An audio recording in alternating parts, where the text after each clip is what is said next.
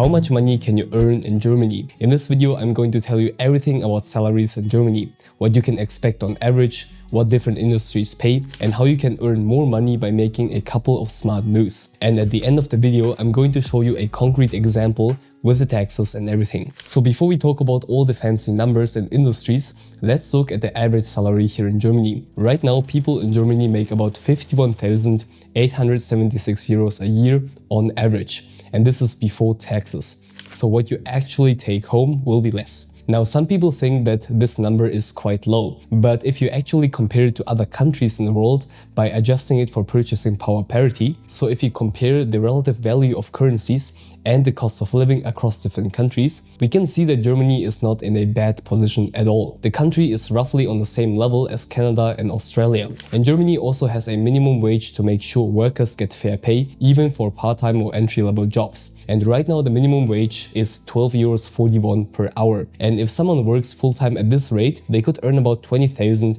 to 25,000 euros a year before taxes. So it's a great safety net for students, part-time workers, and those just starting out. Now, there are a few important things that decide how much money you can make in Germany. The main ones are your education, your level of German, the industry you work in, the size of the company, your job experience, and the region you're working in. So education is super important when it comes to how much you can earn in Germany.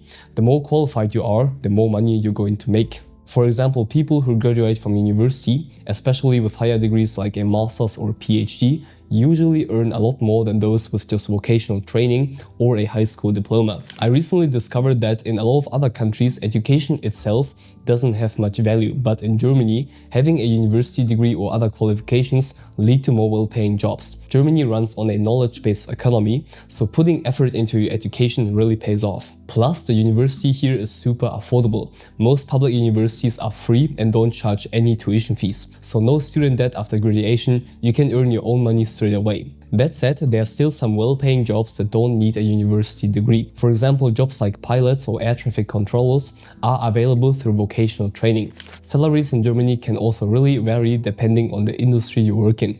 Some sectors like tech and engineering offer much higher pay because skilled professionals are in high demand right now, and their work plays a big role in the economy. For example, software developers usually earn between 50,000 and 70,000 euros a year. If you are a senior developer or specialize in areas like AI or cybersecurity, you could make over 80,000 euros and sometimes even more than 100,000 euros. And engineering is also a big one. Engineers in fields like mechanical, automotive or electrical engineering can expect similar salaries like in IT.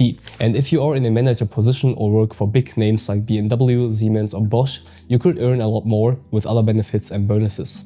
On the other hand, jobs in education and healthcare generally come with more moderate pay. Teachers in public schools, for example, earn around 40,000 a year, and nurses make between 35,000 and 45,000 euros. These salaries aren't as high as those in tech or engineering, but they often come with union agreements that provide job security, overtime pay, and solid working conditions. And then there are lower paying industries like retail and hospitality. And these jobs often start at the minimum wage, which is currently 12.41 euros per hour. And for students, they are a great way to make some extra money while studying. Now in Germany, there is something called union agreements that influence your salary. When you graduate high school, nobody tells you this, but they are a big thing here in Germany, and going for companies who have these kinds of contracts can pay off. So let me explain what these agreements do. So in sectors like manufacturing, transportation or public services, unions negotiate salaries and benefits to make sure that even entry-level positions get fair pay. For example, a factory worker in the automotive industry might earn more than someone in a similar role at a smaller company without union backing. In Germany, this is called a Tarifvertrag, and there are tables with the exact amounts you get paid. When you get employed at a company that offers these kinds of contracts, they put you in different pay groups, and this is based on your qualifications, skills, and responsibilities. So let's take the union agreement from IG Metall. IG Metall is the largest trade union in Germany and one of the most influential in the entire world. It represents workers in the metal and electrical industries, which includes sectors like automotive, machinery, steel, and electronics. So you can kind of imagine which companies in Germany have these kinds of contracts. Now you can look up IG Metall pay groups online and you might stumble upon this document right here.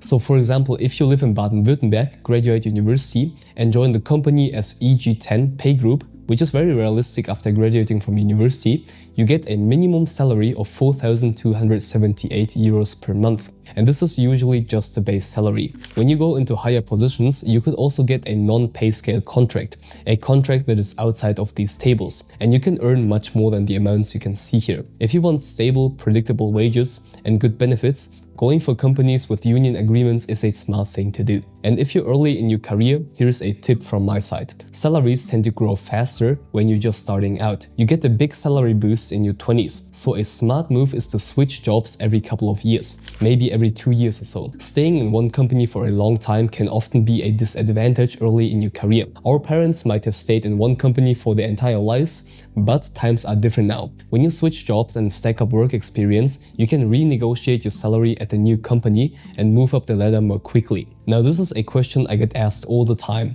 Is it true that speaking German leads to higher salary? Well, more than 90% of job postings in Germany require some level of German. Now, there are also English-speaking jobs available, but they are very competitive. Especially in the current economic conditions, it's very important to have a good profile and stand out with German skills. I hear so many horror stories of people who are not able to get a job after graduation simply because they refuse to learn even the basics of German. So being fluent or even just pretty solid in German shows employers that you're serious about fitting into their workplace culture. In fact, many companies are willing to offer higher starting salaries to candidates who can speak German. Plus, knowing the language helps you understand employment contracts and labor laws better, which gives you an advantage when it comes to, negotiating your salary. So to help you out, I created a video about the best way to learn German as a beginner, so check it out after watching this video.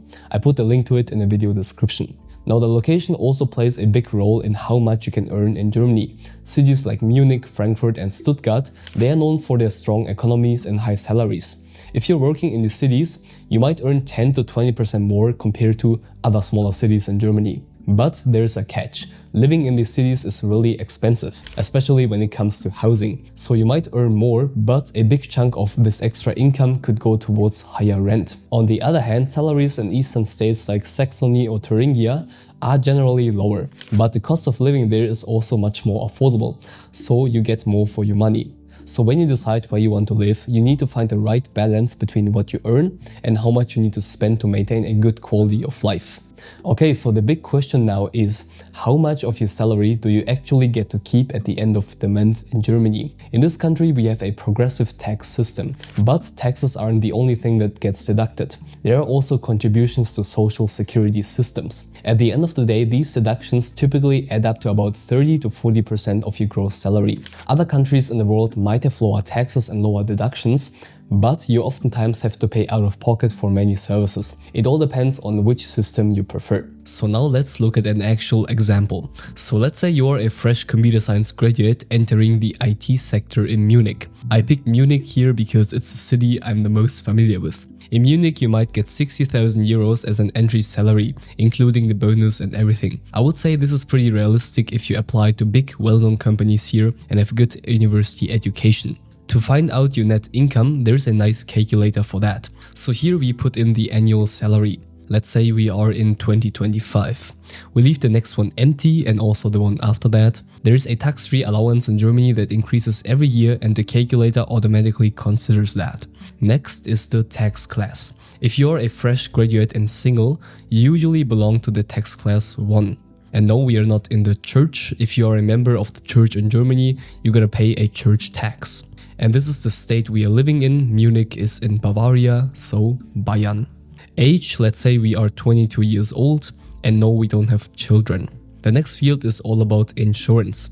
Most people have public health insurance, so we pick this one right here.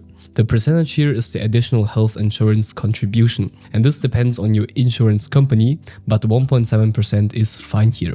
Pension insurance and unemployment insurance stay like this, they are both public. Let's press calculate and we are left with 3,154 euros net at the end of each month. Here you can also see the deductions for the social contributions. This starting salary is definitely enough to live a stable life in an expensive city like Munich. Next, check out this video for learning German. Love you and stay focused.